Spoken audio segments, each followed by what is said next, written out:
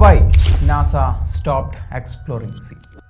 പലപ്പോഴും നമ്മളൊക്കെ ചിന്തിച്ചിട്ടുള്ളൊരു കാര്യമാണ്. അതായത് നമുക്ക് തൊട്ടടുത്തും ഇത്രയും നിഗൂഢമായ ഒരു സമുദ്രമുണ്ടായിട്ടും എന്തുകൊണ്ട് അധികം അതിനെക്കുറിച്ച് ആരും, പ്രത്യേകിച്ച് നാസ, അന്വേഷിക്കുന്നില്ല?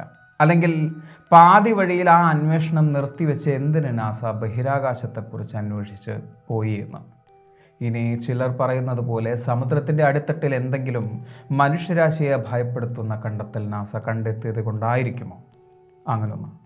കോൺസ്പിറസി തിയറിസ്റ്റുകൾ ചിന്തിക്കുന്ന രീതി ഇങ്ങനെയാണ്. ചില കഥകൾ പറയാൻ നമുക്ക് അത്തരത്തിലൊരു പേഴ്സ്പെക്റ്റീവ് ആവശ്യവുമാണ്.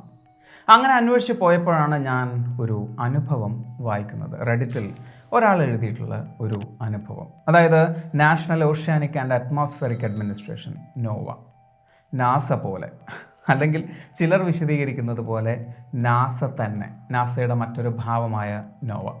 അവിടെ 1980കളിൽ ജോലി ചെയ്തിരുന്ന 2000ൻ്റെ തുടക്കത്തിൽ ചില സാങ്കേതിക കാരണങ്ങൾ കൊണ്ട് ജോലി നഷ്ടപ്പെട്ടു.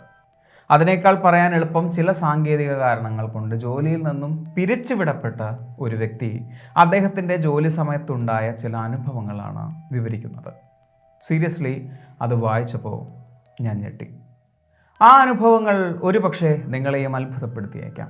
ആ അനുഭവങ്ങളിലൂടെ ഞാൻ തുടക്കത്തിൽ പറഞ്ഞ ആ ചോദ്യത്തിൻ്റെ ഉത്തരം, അതായത് why NASA stopped exploring sea എന്ന ചോദ്യത്തിൻ്റെ ഉത്തരം നിങ്ങൾക്കും ലഭിച്ചേക്കാം. ആ അനുഭവങ്ങളിലേക്ക് പോകുന്നതിന് മുമ്പ് ഒരു കാര്യം, like, share and commenting will make the show popular.